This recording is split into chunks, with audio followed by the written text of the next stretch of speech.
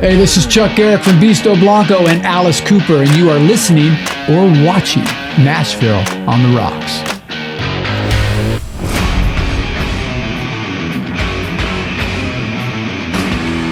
Everybody up!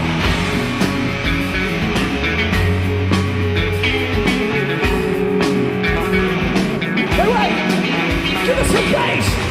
Rachel Bolan on the bass right here!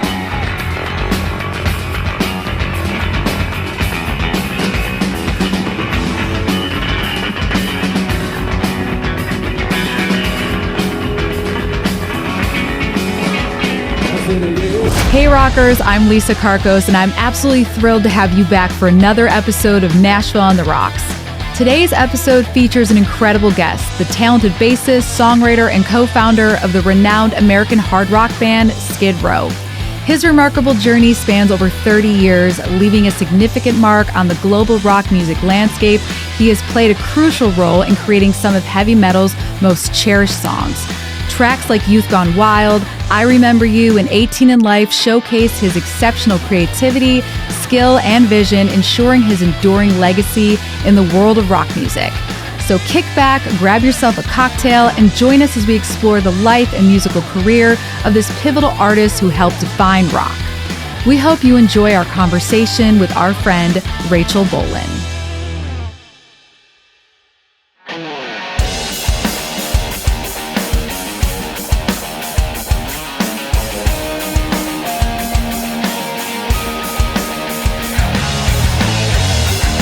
Hey, Rachel, thank you so much for being a guest on the show. Not a problem. I'm Yes. psyched. Oh I'm psyched when I think I commented on something on a post on your Instagram.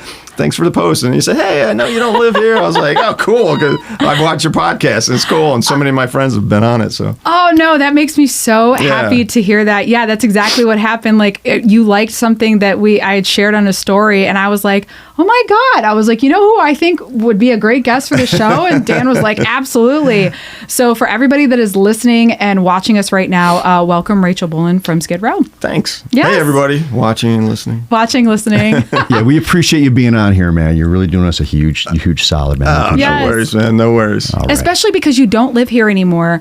And that's actually like, you're probably the first person that we've interviewed here that doesn't live here anymore. But okay. you did used to live here. I lived here for about 10 years. Yes. Yeah. So you're gonna this is gonna make sense in so many things. So many of the context and the questions that I have for Right, you. right. It's all gonna make sense. And what's pretty funny is that all three of us are from the Northeast. Yeah, I right? know. I don't know, what are we doing here, man? Come on. But yeah, right now, so you live in New Jersey. Yeah. Where in New Jersey? It's about an hour north of Atlantic City, which is okay. south, so kind of central. Okay, Central Jersey. Yeah. Okay. I've actually spent quite a bit of time in New Jersey a long time ago because my best friend that I grew up with lives there. Oh, so cool. she's lived there for the past 20-something years. Hi, Michelle.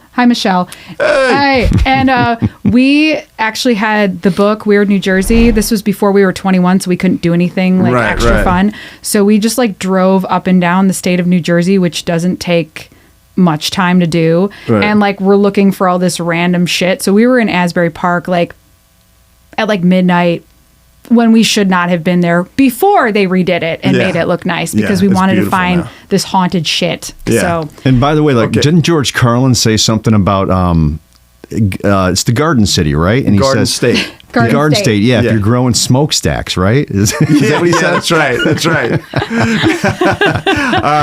I think in the book Weird New Jersey, I'm not 100% sure, but okay, so you mentioned Asbury Park. Mm-hmm. We used to rehearse there with Skid Row at a place called Main Man Studios or Main Man Rehearsal Studios, whatever.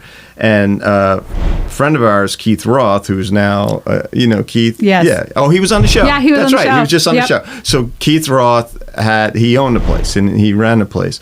And so we would lock out the room at the end. So him and Scotty Hill were very tight. They lived right near each other. And he asked Scotty, hey, can you help me paint the inside of Main Man? So Scotty went in and painted a big pentagram on the wall. And I believe it's Yes. in the book.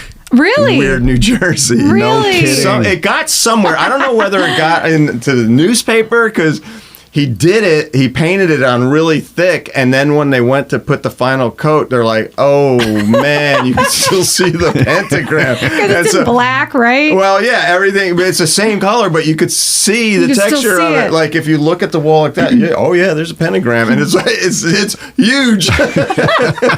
Scotty did it to be funny. This is hilarious. And I think it man. made it into that book. Oh my God. So now I'm going to have to look that That's and killer. honestly. Yeah, fact check me. Fact check it. I'm going to chat GBT it or whatever. Yeah, whatever. I'm going to have to text Keith and ask him that. So I'm very familiar with the whole state, and actually, it's so interesting how many musicians that we have talked to recently that do live in New Jersey. Obviously, Jerry, Keith. Funny story about Jerry. Oh Please. man, I want to hear it. Okay. I lived in a town called Atlantic Highlands for a decade. Mm-hmm. He's from the Highlands. I run into him on one of the Kiss cruises. Right? Okay. And King's X, for any musician, they are gods to us, right? Right. And so Jerry is he's the sweetest guy on the face of the planet, right? So I see him, I'm like, dude, how are you? Yeah. Where are you living now? Oh, I'm still in the Highlands and stuff. And I was like, Highlands? I go, where? I go, wait, how long have you been there? He's like, I don't know, 25 years or something like that. And I'm like, I go, okay, so you're talking like along the shore Highlands, right? He goes, yeah, it's Highlands, Atlantic Highlands, da-da-da, Seabright, blah, blah, blah. I go, what? What street? Why have we never seen each other? 10 years I lived there. He lived at the end of the road, which was about 3/4 of a mile. Are you serious? That I used to drive down all the time into the Highlands because there was a bar I used to like to go to. Never ran into each other. Are you kidding me? I found out on that cruise. It was the craziest shit. No, wait. Is it the Highlands? I think the Highlands when that hurricane came through. Sandy That's the one messed I it thought. up. Okay, Yeah. that's Yeah, Sandy So messed I've been it to up. his house before, and Yeah. I know the area. Yep. Okay. And I used to live about a half a mile from there. Oh, that's so man. funny. 3/4 miles, something like that. It kind of destroyed the boardwalk, right? Is that In the Seaside? short- Yeah. Yeah. Yeah, I was remember bad. that. I was getting ready to leave on. I was a Kiss cruise. It was the first Kiss cruise we did, I believe. And we were in Fort Lauderdale. And I kept calling my parents because they were still in Tom's River. And I was like, no phone. They were no. elderly, or up there in years. And I kept calling. Finally, my dad picks up. And whenever he saw my number, he'd go, what do you want? Like that, right? So I go, Dad, where you guys been? He's like, food shopping. Where you been? And I was like, I'm in Florida. I've been calling you guys for like hours because of the storm. He's like, the storm. And I was like, I go, did you lose power? I said, half the shore has no power. He goes, the lights flickered. And he goes, a tree fell down in the backyard and crushed the neighbor's fence. And I go, No biggie. What now? He goes, I don't know. That's a big cup of his problem. That was my old man, though. I'm sure he went out there with a chainsaw and cut it up and helped the guy, but that was just his attitude. But yeah, Sandy was something, man. That was crazy. You've been in the music scene for a long time. Anybody that knows heavy music, rock music, anybody that listens to the fucking radio knows who you guys are and knows who you are. And so, like, I know that there's a lot of information out there, and I don't want to be redundant, but I do want to ask you a couple of questions about, like, your early years, your formative years, about like growing up. And so if you're from New Jersey originally, and that's where Skid Row formed. Correct, yeah. So how did you all meet? Well, I met Scotty Hill. We were in a band before Skid Row. The band, directly before Skid Row. And it was called Godsend. And we were kind of glam metal, you know? And we went through a few singers, but our last singer was a girl named Valerie Steele. And she was African American and had white hair. She put on a white wig and did a whole vampire type thing. She was awesome. This sounds like a cool band. It was really cool, and our songs were they were metal, but we had a lot of different textures. It was, let's say, eclectic. Maybe we were trying to find our spot, but Valerie was just, she went on stage and she went from like this perky person to, and she went on stage and you wouldn't even know her. It's like a different person. Different person. And Scotty and I had rhinestones on our face and stuff like that. But it got heavy at times. And we took it about as far as it would go. And we're all just like, we're all going to do other stuff. Val lived out in near Upper Darby, out in past Philly. And you know, she'd have to drive, and Scotty lived up in Cold Springs, New York at the time. So he had to drive, and he would just stay. Everybody's driving. Everyone would just, and I was still living at home, and everyone would just crash at my parents' house. And, Oh, that's nice. yeah, and then after a while... Your parents sound cool. Oh, my parents were the best. So anyway, we all just kind of collectively called it a day. And at that same time, when that was going on, Snake was doing the same with his band. I kind of knew who Snake was, but I didn't really know him.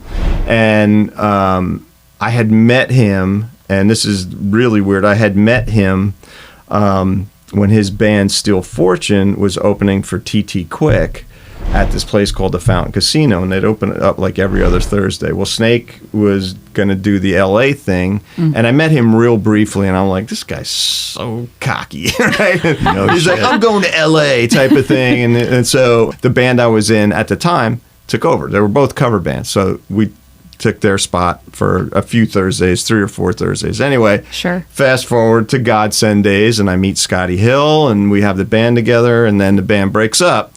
Right around the same time, I meet Snake, and I go into the music store where he worked. He worked in a music store in Toms River, but he lived in Sayreville and took 2 buses to get there. Wow. And we started talking, and I'm like, as I say in Jersey, we got to talking. And I'm like, why do you take 2 buses to get here? He's like, well, none of the music stores will let me keep my hair up there. They want me to cut my hair. And I'm like, okay, I'm listening. That's cool. And I dug his work ethic because he was the main songwriter for the band that he had kind of just put together at the time. And same for me. And so we're like, well, let's go write a couple songs, see what happens. And we wrote a couple songs. And we're like, is this good? Yeah, this is kind of cool. So we did that. And we decided, all right, maybe I'll come up and jam with you guys. And he's like, cool, come up. And he was playing with a few of his friends, and we were like, okay, cool. And I went up and we jammed, and he gave me some more of his songs, and I learned them, and I went up and we played, and there was definitely a chemistry between him and I. We like I mentioned, his work ethic. It was kind of a collision course to success. That was his, and that was me too. I just had tunnel vision. I'm like, that's cool. I'm like, I could play rock and roll, I could flip a mean burger, but I want to play rock and roll. Right. You know what I mean? And so we got together and we started writing more songs, and we were jamming with these guys, and we did a few gigs here and there. It was cool, but Snake and I were the guys, kind of like, You became like the duo. Yeah, and it was just like, okay, let's start replacing people. So first one was, okay, let's get another guitar player. And at the time, Snake was the only lead guitar player. That was kind of a hard sell, and I get it. He was one of the key songwriters. He was the lead guitar player. He was one of the founders of the band. And I was like, let's audition a couple guys, and we did. And I go, let's bring Scotty down. And Scotty came in and shredded, and it was great. And Snake's like, oh, I don't know. And I was like, okay, let's bring him in again. We had a couple other guys, didn't work out. And I told Scotty, I was like, dude, bring the songs that you've written. I go, learn the fucking harmonies and stuff. And he goes, oh, I already learned them. I didn't know whether you guys wanted me to sing them or not. And I was like, well, get on that mic, man. That's awesome. So he came down and he did it. And I look at Snake, and Snake is like, he's going, yep. And so Scotty was there. And then I think Afuso was already there. And then Singer was the last thing to go. And then we had the lineup for the first album because we had a different singer at the time. What year was this again? around 86, I met 7? I met Snake in 86. Okay. Well, that's when we first started writing anyway. Because like the context of when you guys were put together and the songs that you were writing, I always like to think about the context of the scene around you too, what was happening. Yeah, 88 for sure. is when the original, what we call the original lineup happened, was 88. And we just, because we had already been playing the Jersey rock clubs and stuff like that. So we just kept playing those clubs and the buzz kept going, and John Bon Jovi was an ally because he grew up with Snake, and he's when Matt, our first singer, was still in the band, he took us into a studio called The Warehouse out in Philly and produced our demos. Okay. And then we just kind of went from there, and Tico Torres actually played on the demos. Really? Nice. Yeah, because our drummer got arrested the night before that we were supposed to go up to Philly to do the demos. Shit. Exactly. So he got arrested, and we're like, "Oh my God!" Bet you he was so pissed off. We have studio time, but it was his own fault. He stabbed somebody. So All right, yeah. coke is a hell of a drug. You know what? Yeah. Can't get out of that one. He probably was there for a minute. Yeah. Okay. So John called Tico, and Tico learned. We were doing, I think, 5 songs. Tico learned them in the car on the way up and came in and just, the guy's a monster. And That's amazing. it was the first time I ever really got the sense of what a professional drummer does, because before Bon Jovi, he was in like other bands that were really popular in New Jersey and So kind of toured and everything. Yeah. And He already had like his chops down before he even got into that. and it was just playing with him. I just go to him, I go, "You're a human metronome, man." I go, "I've never played with anyone like that, and so we just went from there, and then just Well, to have like John Bon Jovi, like, and that connection to Snake, you said, right? him and Snake grew up together. So in to Centerville. have that connection, and then the drummer, like, I mean, that goes a long way. So that's pretty cool. But at the same time, like John Bon Jovi, they didn't have that huge success yet, though, right? You guys are like, it's, maybe all happening like at the same time. The takeaway for me is like how small the music community is on that level. Like everybody Well, kind of knows each other, and you're from Slippery these. When Wet was just gaining momentum. Oh, okay. Or I should say, Was it Little Runaway or she's a little? well, Runaway was a huge hit in was Northeast radio for sure. Yeah. But they were getting ready to go do Slippery When Wet. Okay. And then that just went. I want to kind of talk for a minute about like your first album. And so Michael Wagner produced that. And so we know Michael Wagner. Yeah, he's the best. He's awesome. He's always been like really sweet. Yeah, we love Michael. Yeah. And I mean, he's produced so many albums. I know. And so you guys being like, signed to your label, like having management, having a great producer, did you just feel like you were like on top of the world? It's weird. You don't realize it when it's happening. At least I didn't. And I guess that's a good thing. It kept me kind of grounded. But so when we were getting ready to do the first record, our whole thing was, and we had Doc stress this with whatever label was going to sign us, because there was kind of a bidding war at one point between Geffen and Atlantic, even though Atlantic was there from the very beginning, and they, That's cool. Yeah, and Snake and I would always say we just need creative freedom. We need to be able to do what we want to do without someone telling us what producer we're going to use, how to write our songs, this and that, the other thing. We want to be involved in the album cover shoots. We want to be involved in everything. So we met, and they said, "Cool." That's great. Yeah. So having creative control for like a bunch of 20-something guys is really a big thing. And so we were meeting with producers, and we must have met with every producer you could imagine, from guys on the staff like Bo Hill that worked on he did like Rat and stuff like that for Atlantic, to guys that did Ozzy records, to guys that did Poison and Faster Pussycat and all stuff that we really liked.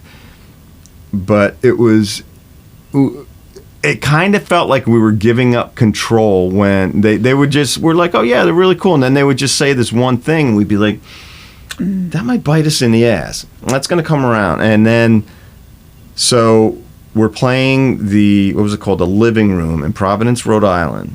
And our A&R guy, and he came out, and Doc came out, and Michael Wagner came out. He flew in from California to see the show.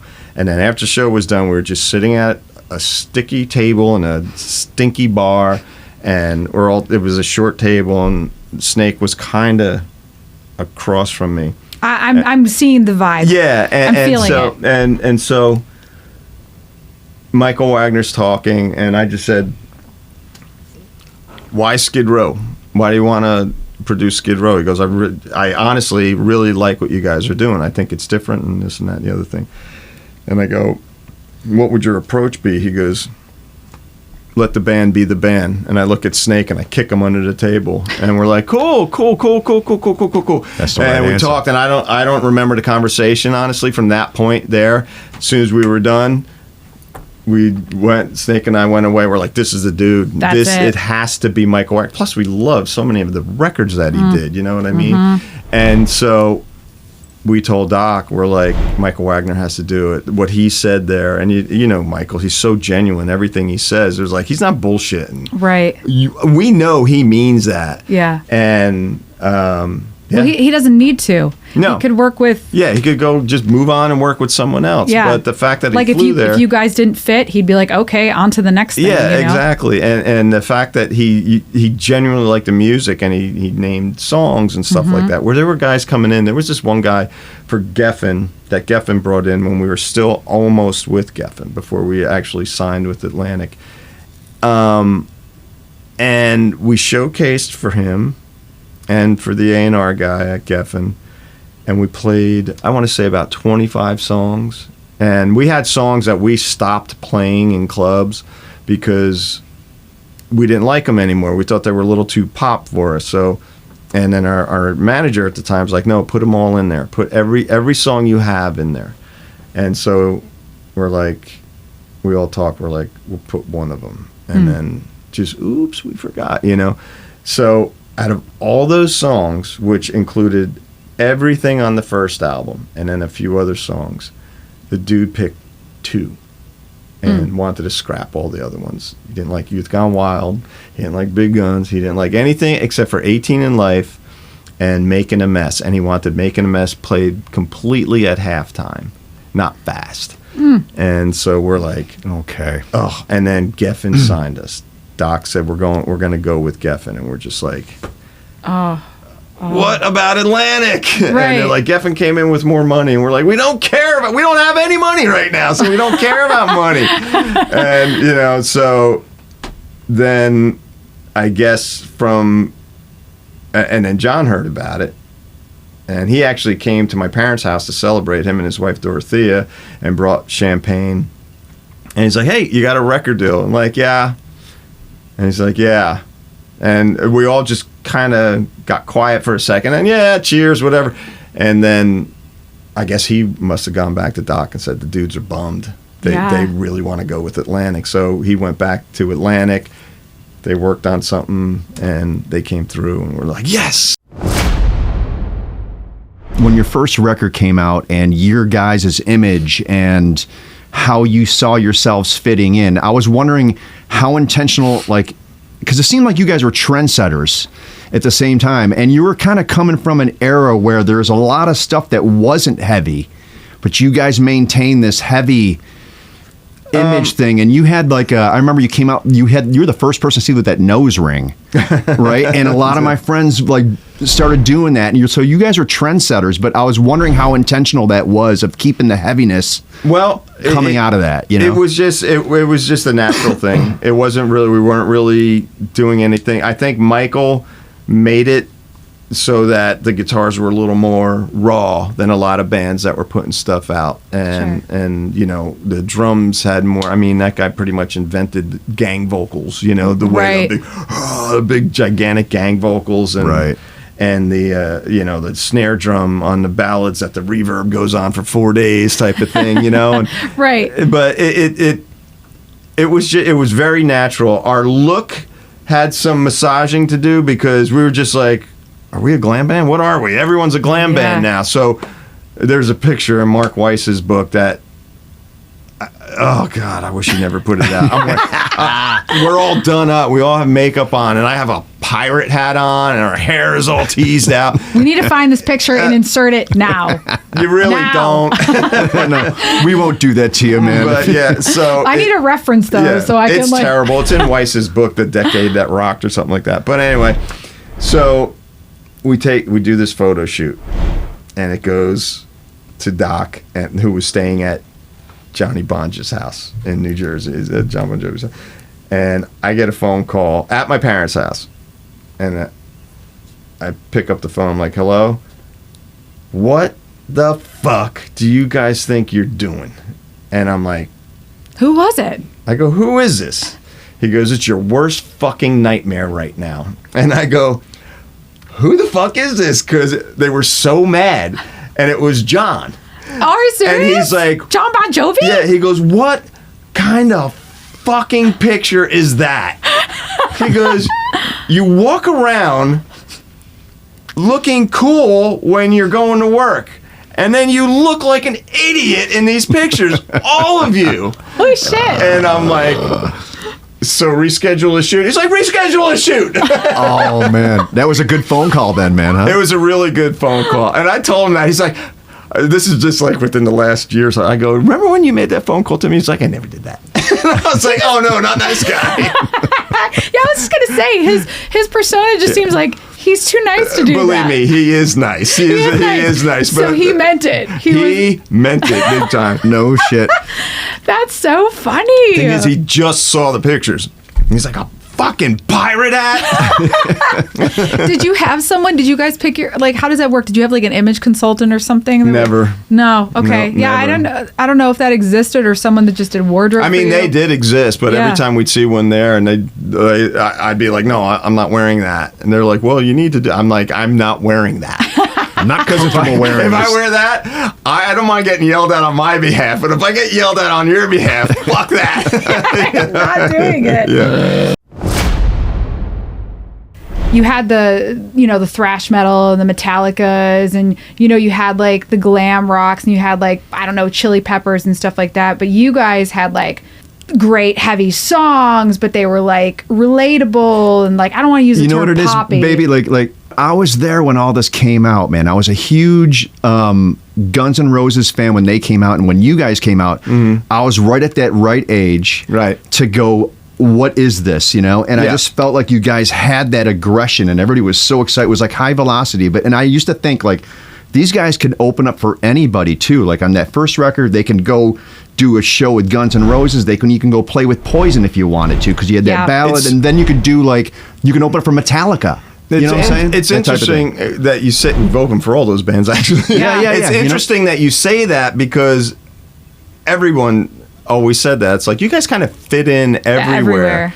Yeah, seamlessly. Yeah, which is really cool. That was always a good thing, because we did get a lot of really cool tours, and a lot of cool festivals and cool places. Opportunities. And cool opportunities because of that. Is there something, now that you've learned that you've been doing this for so long, is there something you would go back and change on either one of those albums? Oh, there always is. Yeah. You know what I mean? Like small things. Yeah, little things. There's always going to be, but and I don't even I couldn't even pick one out right now unless I heard the song and be like, for me, it's usually that line would have made more sense if it said da da da, and I forget what song it is, but it comes down to the word the. And every time I hear the song, I'm like, why didn't we say the blah, blah, blah? And I don't remember what song it is now, but every time I hear the song, I'm like, we should have said the in that line instead of and, or something like that. It's something that just kind of is like a little earworm. It just gets to you. You think about that. That's kind of the thing I always wonder, because I love both of those albums. Going into the next phase, it was in 95, right? Your third album? Third album was 94. 94. That it came out, yeah. Okay. Subhuman. No, you're right. 95, Subhuman 95. Race, yeah. So Subhuman. So like the first track off of that's probably like one of my favorite. What is it? My Enemy. That's probably, I mean, all of those songs are really good, but It's funny, and Skid fans always get mad at me for saying this, but that wasn't an album that I really liked. The whole experience of it was a really weird musical climate at the time. Grunge was making its way in. Everything was changing. Everything musically was changing. The band couldn't be more separated as people. Like, getting in to do a record was the last thing I ever wanted to do. And so we got pressured to write it. We wrote it. It was always an argument with other members and blah, blah, blah, blah, blah. So finally we get up there and Bob Rock agrees to do it. And we get up there and it just felt forced. It felt forced. I don't think Bob was into it. And it didn't come out the way I visioned it at all. Okay. I was trying to make the best of a bad situation, speaking about like the situation within the band. I was trying to make the best out of it. And it's like, okay, let's at least make a great record. And then everything was an argument and everything. And so I didn't really like sonically, I didn't like the sound of the album, but I'll hear songs or we'll play one live and it's like, it's a cool song, you know what I mean? But all those experiences, sometimes all the experiences kind of outweigh it's all attached like it's a bad nostalgia. Yeah, and so it was a bummer, but it is what it is. And it's funny, a lot of, like, one of my closest friends, Roger Lotring, he's like, you got to go out and do like Subhuman Race from front to back, top to bottom. And I'm like, that's never going to happen. Do you want to scare off all of our fans? Honestly, like, I think, I don't think it would scare off your fans. I think it'd be cool, but it's one of those things where it's like, yeah, I get it. If you have like a weird experience like that. What's your favorite album out of those three? Man, I love the experiences of being just so new and green of the first record. But I love that with Slave to the Grind, the first record, they stuck us out in Lake Geneva, Wisconsin to avoid any distractions. And success, because there are no distractions out there. There was a golf course behind us and cornfields everywhere. We couldn't get into trouble if we tried. The saving grace was Alpine Valley was about 40 minutes from the hotel, so we kind of had carte blanche there. They got to know us, and we went to see so many bands. So that's kind of nice. So that was a good environment. Yeah, just to go and it's like, other musicians, and stuff. And so that experience was great. And just the whole process of working with Wagener and the first time working with a professional producer was really cool. And then we became really close with Michael, and we wrote the songs for Slave, and we just said to our manager, we got to go somewhere with like a nightlife and with shit. So they sent us to Fort Lauderdale. No shit. That's where we did Slave, and very opposite. We went bananas. Just like crazy off of that. Oh my God. Two of us, Scotty and myself, took the auto train down to, I think you pick it up in Virginia, it drops you off in Orlando, right? And you take the train, you get your car. So we had our cars there. And then Snake and I had our dirt bike shipped down and all this stuff. Oh my God. And, our manager, Doc and Scott, they were just like, no dirt bikes here. I'm like, no, we don't have dirt bikes. And so we brought our dirt bikes there and went out dirt biking when they weren't around. And then Scott McGee did a surprise visit, and Snake and I were out dirt biking all morning, and he popped in. And when we were dirt biking, we're going through these trails and stuff, and I didn't see, like, there's a weird tree. It came up, and then it bent and came out like that. So the trunk was kind of in the trail, and I couldn't let off the throttle because the sand, it was like really soft sand. So I tried to gun it and my elbow just stuck out, and I smashed it against the tree. And I was just like, oh my God, I think I broke my elbow. I didn't, but I saw Scott, and it was like out like this. And it's Fort Lauderdale. Granted, it was like February, but I put long sleeves on anyway. And I'm like, oh shit, Scott's here. I put long sleeves on. And he's like, what's up? And I go, hey, what's up? I'm like, oh. Like he shook my hand. He's like, what's the matter with you? I go, oh no, I sprained my arm. And he rolls my sleeve up. And he's like, what's that from? And I go, oh, I brought my bicycle down and I wiped out. Your bicycle? Yeah, I brought down my little BMX bike down. He's like, no, you didn't. Dude, is Scott a hard ass, man, as far as like the way he wants to ship the run? He's particular, but we always got away with shit. It's just he takes the because he's an ex-athlete, and at the time we had a lot of ex-athletes working for us, and I'm like, this is my living hell. It's like, these are the guys that I had to defend myself every fucking day in school against, and now they're tour managing us and managing us. One's our attorney. I'm like, this is my fucking nightmare. And so Scott always took on the real jock approach to everything. Like, oh, you guys suck. And instead of hey man, go get him next time. It's like, okay, whatever. That's so funny because wow. We've talked with Scott. And you know what? We had a good conversation. I can see it, but he doesn't seem like that. Like personally, he was a total jock. He did. He did No say shit. that he did have that approach, but he didn't just go into description. And he did say something along the lines of like that he kind of was hard on the bands because he's like, I told them like if I felt like they were half-assing, like let's just say they were like if they were getting off stage and they were half-assing, he's like, I'd be like, you guys fucking half-assed all that shit for everybody. He's like, go play hard. He's like, I treated it like a game. I was like, it's oh, a I get game. that. He's in the room with all the X's and O's and shit. Okay, here I'll say this. Let me just clarify Scott's point there. Yeah, he would tell you that you guys he wouldn't say half-ass. He'd just be like, you guys suck. You go out, you fucking...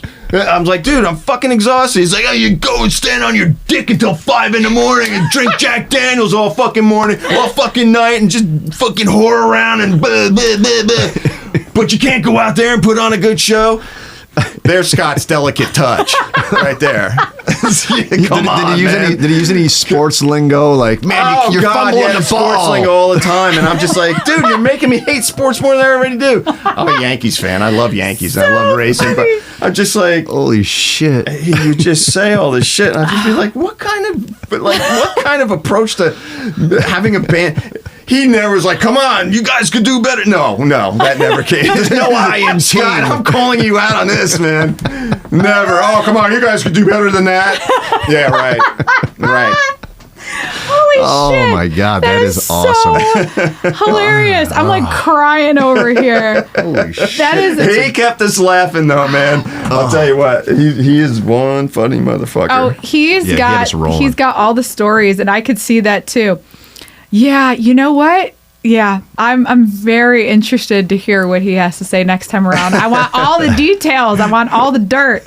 And so it was Doc, and he managed you guys, Bon Jovi, Motley, and he had the Scorpions and Megadeth at one point. That's a lot of bands to manage at the same time. Yeah, well, Scott was our day-to-day guy. Doc oversaw. He would oversee everything. And Doug Thaler managed Motley. Okay. The Scorps, I think Doc was direct manager for the Scorps and Bon Jovi. Who did Megadeth? I forget. Maybe Doug Thaler did Megadeth as well. But yeah, there was a lot of bands in the stable, and we were all platinum selling bands, so Doc was just he was killing it. But yeah, so kind of fast forwarding, I think actually right now is a good time for us to stop and do one of my favorite parts of the show. Okay. So I'm excited about this, and you're a bourbon guy, so I'm going to teach you how to make a bourbon cocktail. Let's do it. You ready? I'm ready. Okay. I'm always ready for bourbon. I'm ready too. I think this is going to be great, and actually we're using a bottle that Matt Farley gifted us. Fantastic. So yeah, it's come full circle. Matt has been in many conversations today, hasn't he? Yes, Matt is the best. We love Matt. He's a bro. Everybody loves brother. Matt. Yep. No, I love Matt. He does. He's so great. So yes, I'm going to get some tools together and we'll be right back. Hi, everybody. My name is Troy LUCCKETA, and I play with Risen the Believers, and you are watching and listening to Nashville on the Rocks. This goes out to our fallen brothers, Joey, Dee Dee, Johnny, and Tommy. It's called Psychotherapy! 1, 2, 3, 4!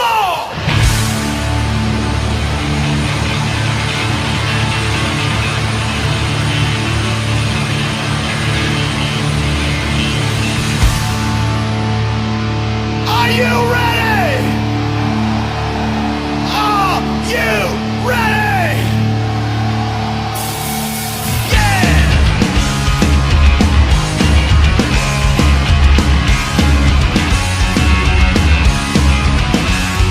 Psychotherapy, psychotherapy, psychotherapy, that's what they wanna give me. Psychotherapy, psychotherapy, psychotherapy, that's what they wanna give it. I'm a teenage schizoid, the one your parents despise. Psychotherapy, now I got glowing eyes.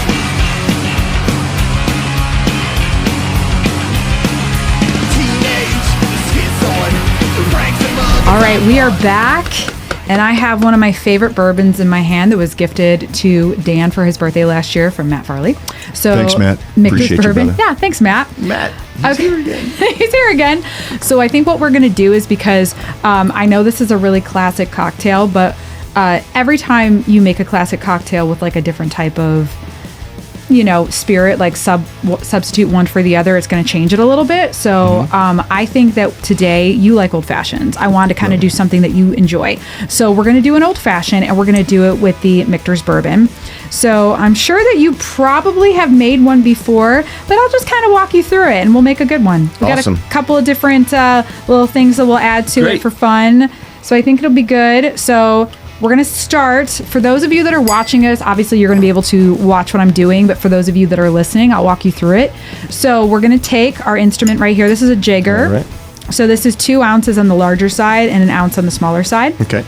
So I'm going to be making double. I'll be making one for you and Dan, and you're going to be making one for me. Okay. So the pressure's on. it'll be good. So in an old fashioned, we're going to do 2 ounces of bourbon. So I'm going to do 4. So I'm going to pour this right in to the large tin, and I'm going to pour it to the top. I'll hand you the bottle, and you pour it to the tippy top Of this one. of the bigger one. Yeah. Yes. Okay. There's a lot, I know. Come on. Come on! Too much caffeine. Yeah. There we go. I've had too much caffeine. This Lonnie's making me shake. Okay, and just pour it right in there. Right in there without spilling it. All right. And it's okay if you did. It's just a little bit of alcohol. We can just lap it up. Right on. All right.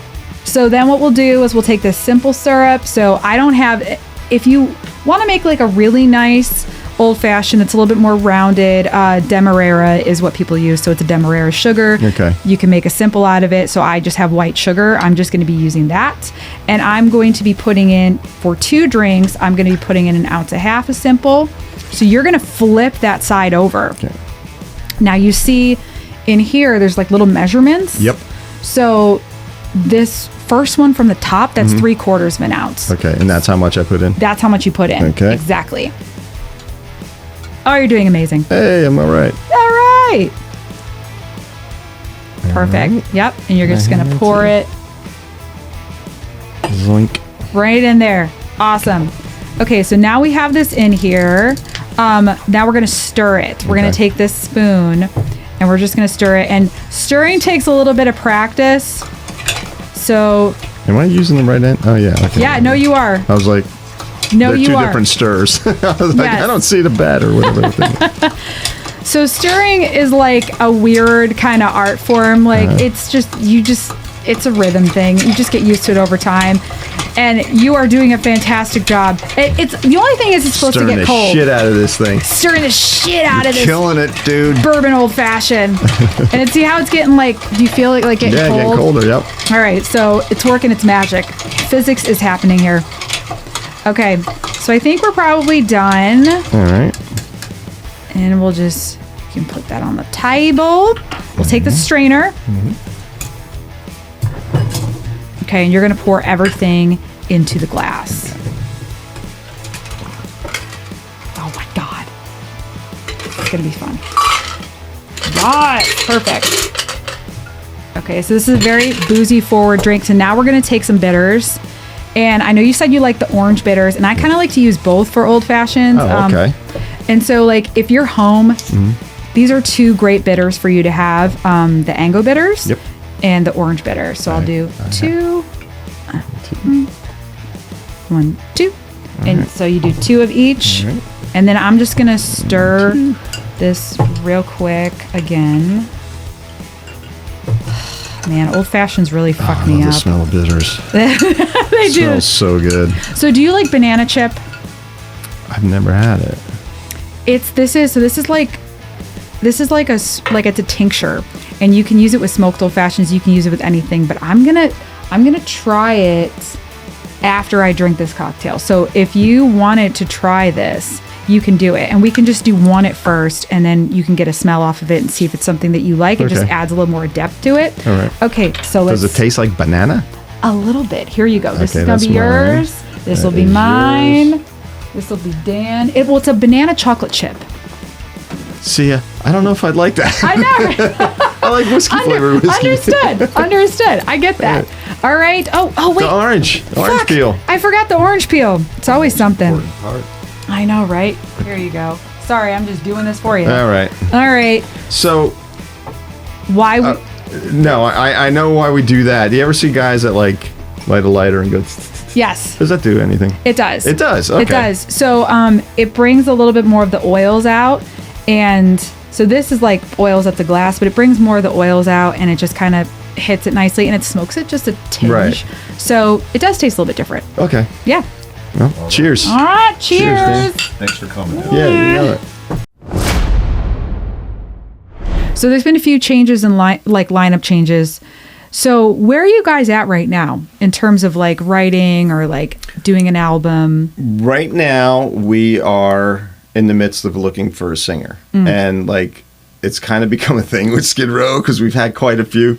But we're going to do something pretty big to find the person that we have a certain criteria, and I think the main part, you have to have strong pipes. Yeah. Have to be able to tour a lot, and you have to be a good hang. Yeah. I think that's the main thing is I being a think good that's hang. it too. It's really hard doing it as long as we've been doing it, and other like bands and artists could back me up on this. You're doing it for this long, the hang becomes really necessary when you get someone in there that is out for themselves and doesn't it doesn't care about anything that's going on around them. It's tough. So that's where we're at. We're going to start up in hopefully October again, because we've auditioned some people. Just trying to find. And some people came in and they were great. Yeah. They were really great. But maybe not, you have 4 guys that are looking at someone, and it's like one guy might think they're perfect. Another guy might think they're almost perfect. Another person might think, wasn't feeling it. You know what I mean? So all 4 of us, Rob Hammersmith, Snake, Scotty Hill, and myself, we need to be 100% on board. So that's where we're at. We're not going to rush anything. That's good. That's good. We have the luxury of time on our side. Maybe not our ages, but we have the luxury of time. So we don't have any tours set up or anything like that we have to just like kind of get someone in place. Well, I think everybody's kind of like excited about that. You know what I mean? Because I've been hearing for a while about you guys looking for a singer. So I think it's something that's anticipated, is that people like want that, Right. so that all that other stuff, the tours, the dates, that's all going to come. Yeah. And it's funny you say that because our booking agent says the same thing. He's like, those shows are still going to be there. They're going to be there. When you guys if it takes 2 years, 3 years, whatever, those shows are going to be there, dude. And it makes you feel good because when you're as close to it as I am, it's like you don't look at us like, you guys are fucking Skid Row, man. You do whatever fuck you want. I look at it as like, we're Skid Row. What the fuck are we going to do? You know what I mean? But we just told ourselves we're not going to stress. If it takes a long time, it takes a long time, you know? And like I said, we had people down that we dug a lot. Something was there. Maybe there was the pieces missing, an element missing, but it is what it is. And we're meeting a lot of really cool people along the way. I think that's important. Like a lot of really cool people who I'm like, wow, you know, I'll listen to some of their songs. It's like, you know, you look at someone and you're like, hey, maybe we could work together on something else, or something write different. songs together, or you know, you have to. As long as I've been in the business, and Snake could completely, he always tells a story in interviews about, and I am in no way putting us in the same category as the two people I'm about to say, but Lennon and McCartney they wrote so well together because they knew each other's strengths and weaknesses in a songwriting sense. That's how Snake and I work. So when you come across someone that's like, wow, that guy has a really good voice, or that woman has a really good voice, and can they write, and this and that, you know, it's all part of the process. And now we're meeting people, like I said, that are really cool, who we may work again with in the future. Sure. You know what I mean? Not in Skid Row, but just another creative endeavor. Yeah, a different capacity, which would be great. That would be cool. Now, it's funny that you bring that up, because, I mean, would there be a woman in the running? We're not opposed to it. You're not opposed to it? Not opposed So it was so funny, because when Linkin Park got their newest singer, whose name I'm escaping right now, I thought that was a great fit. And I don't think from Dead Sarah. Sarah. That's right. And I don't think anybody saw that coming. No. Yeah. I don't think anybody had maybe thought of who could fill Chester's shoes, but I thought she was pretty fucking good, you know, but she's in her own. I mean, when Lizzie agreed to do the 4 shows with us, it was just like, oh, that was so cool. Oh my God. We were at Nick RASKULINECZ. We were at his birthday, and I actually wasn't even supposed to be here, but I was selling my house here. Oh. And so I was like, the agent was like, man, you got to fix up a few things here and there. And I'm just like, I'm my dad's son. It's like, do it myself. So I flew down, and I did some stuff around the house, and it was Nick's birthday, so he was having a birthday dinner, and I went and ran into Joe and Lizzie, and I just go, hey, you want to do some shows with it? Because we had 4 shows on the books after Eric left. And we didn't want to cancel them, but we felt like we were going to have to. I go, you want to do these shows with us? She's like, really? Yeah. Okay, cool. And she goes, let me just check with dates manager, dates, if it's cool. And she did them, and it was amazing. It was just amazing. It was some of the most fun I've ever had in my career. And she's such a pro. Such a pro. She just came in. She's like, I go, how many rehearsals you need? And she's like, 1. I'm like, seriously? Man, and I never had any doubt that she'd be able to do it. She probably didn't want to waste your time. She's thinking, I got to get my shit, you know, I got to like. And she like, she said she made it an Olympic sport, and she would be on her treadmill singing the songs and doing stuff.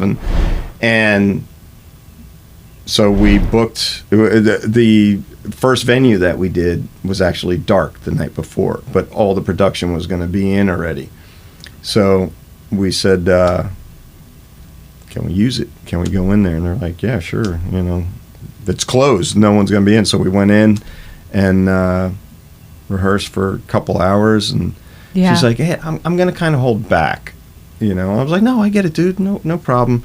I'm listening to her sing, and I'm like, that's obviously holding back is we have a different definition of holding back, because we're all looking around like, holy fuck. But it was great. The 4 shows were absolutely fantastic. That is so cool. It's nice to know that you could have someone like her like kind of step in. Obviously she loves you guys, so she wanted to do that, but it's like you have people that could like step in, and you know, actually they're playing tonight. I know they're playing down in Franklin. Yep. So that was actually really funny, because I actually work there. Too. I do shows there. Like I bartend, you know, I'm a little beer girl tent, and I'm selling drinks. we've had like some really great guests on the show, and it's just nice to see how much everybody really cares about their fans and their art and their craft, and I feel like that's super cool. It's a lot easier to be nice and not bitter and jaded because, man, if you don't have what it takes for this business, it will eat you alive. There's going to be ups and there's going to be downs, and sometimes the downs are horrible. But I don't know whether it definitely comes from my parents. Just like they would always instill in me, train might not ride forever. Yeah. So just be prepared. And it was always, being the fourth out of 4 kids, you always had someone that was going to call you out on shit. You know what I mean? And this band, Jesus, people remember all the shit I did wrong, but not one damn thing I did right. So, no, we're really hard on each other. But, so, it keeps you, like, grounded, and just, it's so much easier to be nice and cool to people, especially the people that helped you get where you are. Yeah. You have to, or should, appreciate all of that. Like, every night before we run out on stage, before my foot breaks into the light of the stage, I'm just like, I'm the luckiest motherfucker on the face of the earth, man. And this is the coolest thing, and it's my dream that I do every single night. That is so awesome. Yeah. So it's just, and there's a lot of people like that. Like, and more people are like that than not.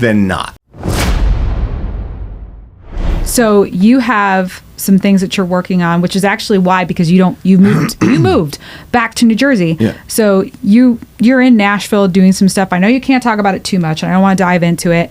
But is there anything you can tell us about what you're doing? I'm doing something with Nick Raskulinecs, who produced the last Skid Row record, and should I take out Foo Fighters, Rush, Evanescence, Hailstorm, and he's a bro, and I'm doing something with him, and I can't give it all away, but soon.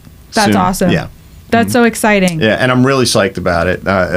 It's something that I've been waiting to do for a while. I know that you had mentioned before that you're the type of person that you write every day, and I feel like that's underrated, because if you love something and you're a musician or you're an artist of any kind, like, you kind of have to do it every day. You have to get it out in some way, shape, or form. Right. So do you have songs that are just kind of like in the tank from like years ago that you just didn't do anything with? Maybe you brought them to Skid Row, but like it didn't fit or whatever. Here's the thing with Skids. It's like Snake and I always kind of took on the attitude of, if it didn't work for the last album, it's not going to work for any album after that. When we get together and write, we're very thorough and very precise about stuff. Like melodies and arrangement especially. And it's not a Skid Row song until, no matter who writes it, it's not a Skid Row song until we all get our feel into it. You know what I mean? But with the last album, we wrote a lot, and it was a really long process. We started recording it with a different singer on a different label, with a different producer, and then we got off the label. We ended up just, there was a bunch of different songs. We ended up scrapping it. We changed producer and basically started all over again. And then during the midst of starting with Nick, we got a different singer, like right in the middle of it. And we were on a new label at this point. And we said, hey, we're making a change. And they were just like, what? And so, but there were carryover songs from that period. So album was recorded once and then recorded again, and Nick tore every song apart. Okay. And just, he's like, here's what I'm thinking. And it's like, he's a creative force. Like, he'll sit there and think about stuff right down to, like, I want this hi-hat hit a little lighter than that one, this and that. He's a producer's producer, and he's so old school. It's like, no, we don't have to just take this guitar part, same part, and cut and paste. None of that shit with Yeah. Nick. And we were doing this during, well, we started it during COVID. Okay. So we're all in his studio that he used to have with masks on and, you know, taking tests before we got there, so we all didn't get the staff sick and all that shit. So we recorded. We thought we had all the songs done for the record, and Nick comes in and was like, need more songs. He goes, Nick, if anything else, Nick is the most honest guy in the world, and he will tell you, because his whole thing in the beginning, I want to make my favorite Skid Row record, because he's a fan. He was a fan. He grew up listening to us in Knoxville, Tennessee, and he goes, I want to produce my favorite Skid Row record. We're like, we love this. This is great. And man, he said stuff to us during pre-production, and the one thing he said resonated and still resonates. He goes, man, all you guys sound like you're afraid to be Skid Row. It sounds like you forgot what Skid Row was all about. And it's like, I sat there and I thought about it, and at first I was pissed. I was so pissed. I was like, motherfucker, we are Skid Row. And then I was like, Could he be right? I go, he's fucking right. I was driving home from the studio and I was like, he's fucking right. I go, we are just getting we're so far removed from what we used to be. In our defense, it's really hard. That's like a 32 year period. We were 23 when we made that record, or 24. You know, we're all in our late 50s at this point. It's really hard. There was a lot of life between there then and now. Yeah, you're in two totally different places. Yeah, but for a guy that listened to us, Sure. it's easier for him to make that He's removed from observation. Yeah. So I'm like, I was driving home from the studio, still kind of pissed about it, and I'm like, he's right. He's totally right. Yeah. And I called Snake, and I was like, Nick was right. We forgot what it's like to be Skid Row. And so from that point on, we just started playing differently and playing and going back and listening or remembering, yeah, I wouldn't do what I'm doing here. This is Bush League right now. I would do to try to prove a point, and like this little bass passage or Snake and Scotty, we want to play this, and you know. And so we went back in after like a break, and he's like, this is the shit I'm talking about. And you know, and then when he came out that one day and said, we need more songs, he goes, this is great, this is great, this is great, this is great, and this is great. Those are okay. And we're like, well, this has to be bulletproof. So we started writing more songs, and we wrote a few, and we got down to the last song, and the one that was kind of a, you know, clinger was just like, I was just like, I don't like this song. And Nick's like, neither do I. And the other guys they weren't crazy about it, but we're like, yeah. And we're all like, no filler. And Nick's like, don't you have anything? And I was like, well, I wrote this thing, and it's in front of everybody, because even as experienced as we are, bringing a song and presenting it to like 4 or 5 other people, it's kind of daunting sometimes, because it's like, what if everyone thinks it sucks? You know what I mean? It's like them telling, hey, look at my new baby. Oh my God, that's the ugliest baby I've ever seen. You know what I mean? Yeah. Your baby smells like shit. You know? It's like, so Yeah, it's like a build-up, you know, and you're like, oh, and they're like, don't you have anything better? Yeah, you know? and everyone's just like, yeah, okay. And so I was like, well, I have this tune called Time Bomb. And he's like, well, let's listen to it. So I play it for everyone. I demoed it, and actually Matt Farley did the vocals on it. I was like, I got this idea. There's that name again. There's that we name. love you, Matt. There's a lot of cool names in this episode. Yeah. So I play it for everyone, and it's done. So I grab my phone, I shut it off, and no one's saying anything. And Nick goes, he makes his face, he's like, mm-hmm. And I'm like, I don't know whether that's good or bad. And Scotty Hill just goes, where the fuck you been hiding that song? And I was like, dude, I didn't think you guys would like it. So anyway, it made the record. We completed, the songwriting was done. We were good. And then we recorded it. And awesome. yeah, and then after That's that, we Eric joined the band, and he recorded all his vocals over in Sweden, Okay. which was stressful, but Nick was cool with it, and those two were on the phone all the time. God, it's amazing the things that everybody can do nowadays. You know what I mean? I know. Digital recording, which I was a holdout. I was just like, don't like it. I'm just like, oh my God. The time you save in fast forwarding and rewinding tape alone is probably weeks during the recording process. That's so true. Like when people talk shit about digital and then you put it into context like that, you're like, oh yeah, that's like a big waste of time. So it's like, hey, do that riff again. Which one? The one at the beginning of the chorus. Okay. It's like, oh my God, man. You sit there and you're like, by the time it gets back, you're like, what did I play there? You're like, that is so crazy to go back. I remember talking. I was talking to this producer guy. He's a friend. I haven't talked to him in a long time. His name is Greg Arcelli. Did some cool things, and actually through the John Corabi thing. But he was telling me he was like one of the first dudes to get that Pro Tools thing, and they would make an edit of I don't know, adding a delay or some type of thing, a slapback, and they would have to edit it, and they would go outside for 25 minutes for it to render. Yeah. They'd play football in the parking lot. Right. You know what I'm saying? So funny. Think about that. Computers were so slow back then. The craziest thing is when everyone used to do tape edits and cut the tape. Oh, and cut the tape, yeah. Physically. And I'm like, that just sounds like a frog. How do you know that's a snare drum? It's like, broop, broop, broop, broop, and just gets it. And I'm like, I watch him cut it, and I'm like, I hope it's in the right spot. Shit. And then He's like, oh, if it's not, it's easier for you to do it again. Yeah, or they'd be like, okay, and they take the sliver and add it back in, and then do the right edit. And I'm like, that is bizarre. Absolutely insane. Who would want to do that, man? You got to have a lot of stamina to do that shit back in the day. That is anxiety in a box right there, man.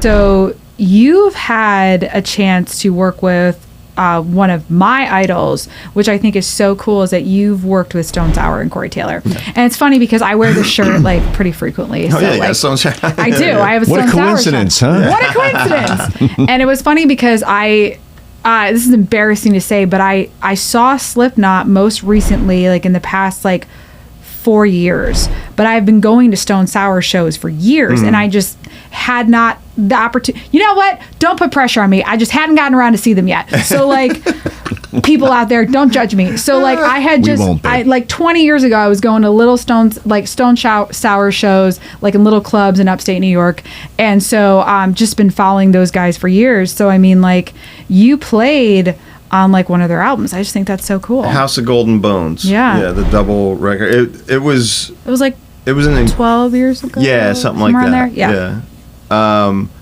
It was an incredible experience.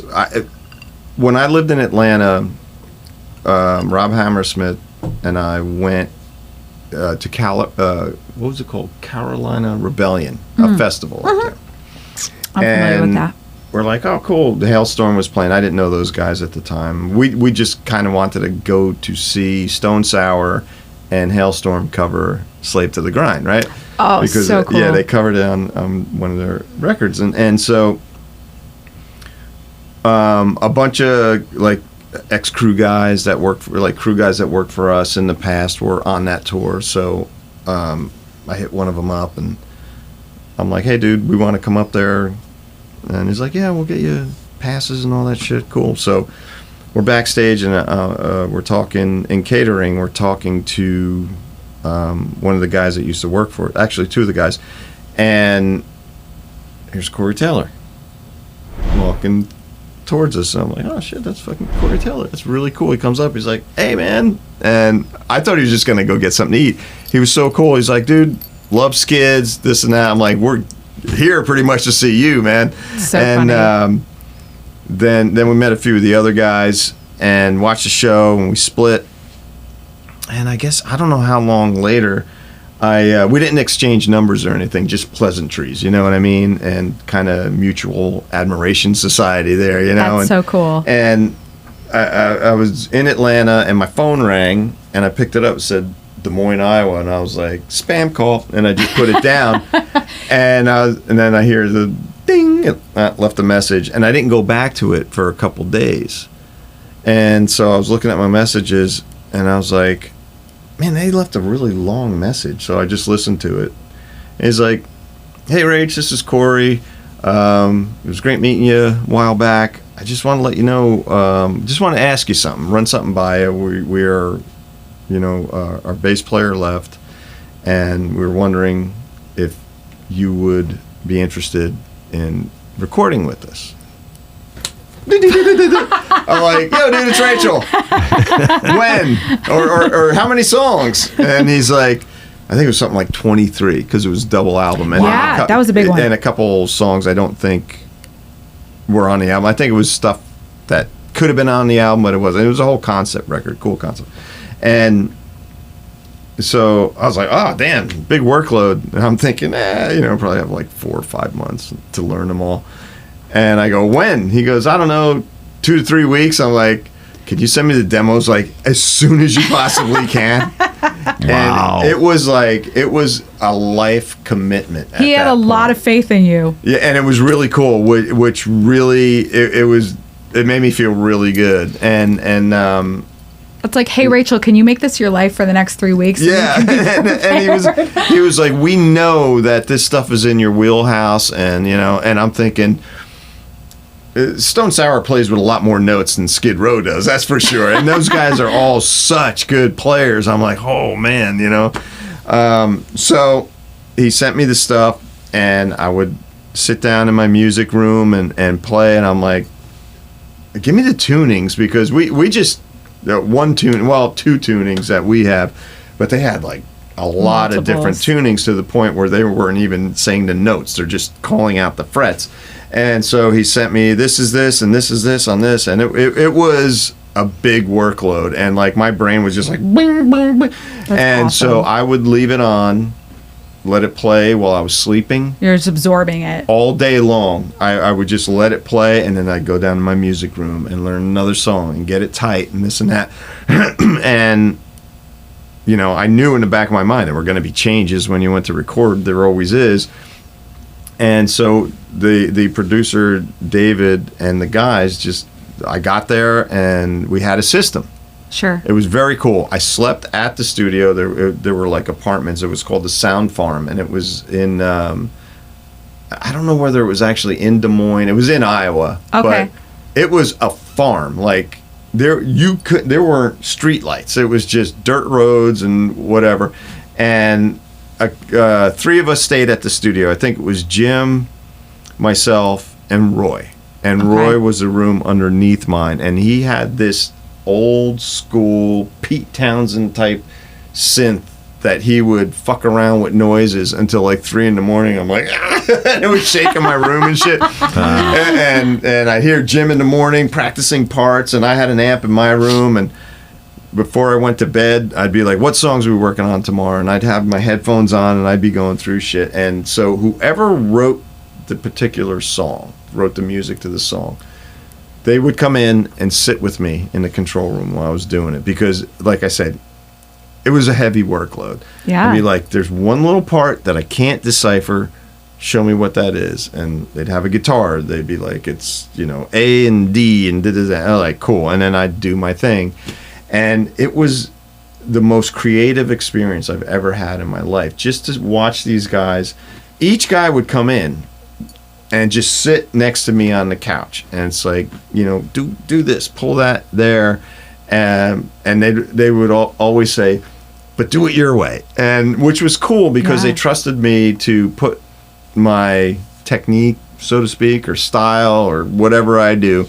Because there was some stuff that I was just like, here's what I was thinking, if you want me to do exactly that. And they were always like, just do you, man. And it just made me feel really good. And when it was done, it was something I'm really proud of. I didn't walk away going, I don't know. But I was really happy with the end result, and they were happy, which made it even better, what I mean? Yeah, and what a huge accomplishment, though, you kind of got to slip in somebody else's skin, right? Mm-hmm. Be yourself. And then I'm thinking about you learning all those songs. Yeah.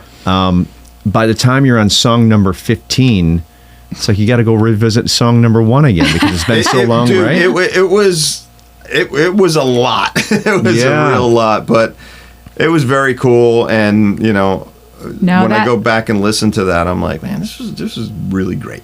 Really great. That sounds like a really awesome experience. And if you're saying it was one of the most like creative like environments that you've been in, that's really telling. Yeah, very cool. Yeah, it was really awesome. cool. Oh my God. Excellent. Well, I'm going to end with one question. Do you have a band that you're listening to right now, like a newer band that's on your radar? There's a couple. Okay. There's a band from Edinburgh, Scotland called High Fade. And they came over and toured. Like, I hit them up. Scotty turned me on to them. And he's like, you got to see these guys. And they were buskers over in Edinburgh. And I don't know, I'm still at a loss for where they got the electricity, because they play with amps and a full drum set. And they're so in sync with each other, it drives me crazy. I'm like, how are you guys? Because it's not just like pedaling through stuff. It's like kind of funk, and it's kind of precise, like speed funk. You know what I mean? And very intricate, but simple at the same time. They're called High Fade.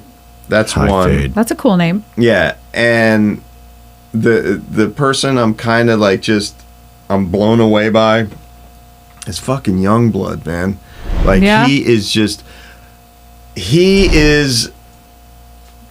seems like he's an old school rock star. Like, what he's doing, it's like he's got the goods. Like, he can sing, and he's like those cool rock stars who doesn't have to be super flamboyant, doesn't have to be on all the time. He's just him, but it just translates. And everything I've heard from him, because I heard a bunch of stuff before Ozzy's thing, but when he got on stage, and like his stuff is like, sometimes the way he dresses is pretty outrageous and stuff like that. But when he went up on that stage in a black suit, and that Black Sabbath, you know what I mean? And he went up there and he could read that gigantic room of like, yeah, I'm up here, but those rock stars are right over there. And that is the true meaning of a rock star. When you know where you got it from, where you got the influence and what your purpose is and how he controlled everyone's experience there, that's a fucking rock star. And he's just good. He's just fucking good. Yeah. You know? No, you know what? I feel like he's someone that I kind of came late to the game to. I still haven't really like tapped into a lot of his stuff yet. Right. But I know a ton of people that love what he's doing. No kidding. You know? And I could see that. He seems very effortless in what he's doing. I got one question. I think you're going to wrap it up, babe, right? Probably. Yes, but go ahead. Yeah, just one question I think would be interesting for fans to know you. Give me 5 bands that formed your vision of how you view rock and roll. And you don't need to explain and go in depth if you don't want to, but like 5 bands that just kind of encompass who you are as a player, as a writer, and how you want to deliver your music, you know? Well, Kiss started it all off for me. Ramones, The Cars, Deep Purple. If I have to narrow it down to 5, maybe Tom Petty and the Heartbreakers. You know, there's so many other bands that I love that really shaped me as a songwriter and as a musician. Oh my God, I'm sorry, the Beatles. Yeah. So there's 6. That's without the saying, Beatles. Right? I mean, as a songwriter, you know, a lot of, you know, like I said, the Beatles and the Cars. I never realized how much the Cars influenced the way I arrange songs. Okay. And the way I would arrange songs with Snake until way later in our career. And I'm just listening to a Cars record. I was like, I go to him like, we kind of arrange our songs just like these guys do, you know what I mean? And never realize it. That Just they had such absorbed a maybe in your huge- DNA, listening to them all those years, and you just kind of acquired their. Yeah. And there's a ton of other bands like, Blondie and Dead Kennedys, and it just goes on forever. But if I had to pick 5, it would be those 5. Very cool. That's super cool. Well, Excellent that was a stuff. great question, babe. Look at you go. Look at you go. Yeah, well, I love rock and roll, man. I had to ask the rock and roll question. There you go. I appreciate that, you guys. Absolutely. Well, I have to say, Rachel, thank you so much for coming on the show. This was really awesome, especially because you don't live here, and we got to catch you on a little bit of you like being in the studio and like having some time to hang out with us. This was really cool. This is a great opportunity. I'm glad I finally got to do it after postponing 3 times. Yeah, we appreciate that. No. Like 6 times within an hour. That was fine. You're like, actually, I'm like, you know what? It works out. We're like, we have the time. So no, this is very cool. We're going to keep an eye on you. And so this is going to come out, a little bit later, and we'll keep you updated. But everybody, check out what's going to be happening with Skid Row. Check out what's going to be happening with Rachel Bolan. I think you're going to be very happy to see what's in store for them. That's all I'm going to say. Okay. All right. Well, Thank you for coming on the show, and cheers. Cheers. Cheers. All right. Thanks, guys. Bye. We'll see you next time. All right.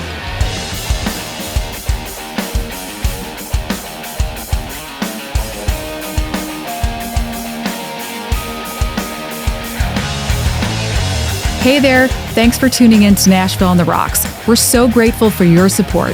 If you're enjoying our content, we'd love it if you could hit that subscribe button on our YouTube channel.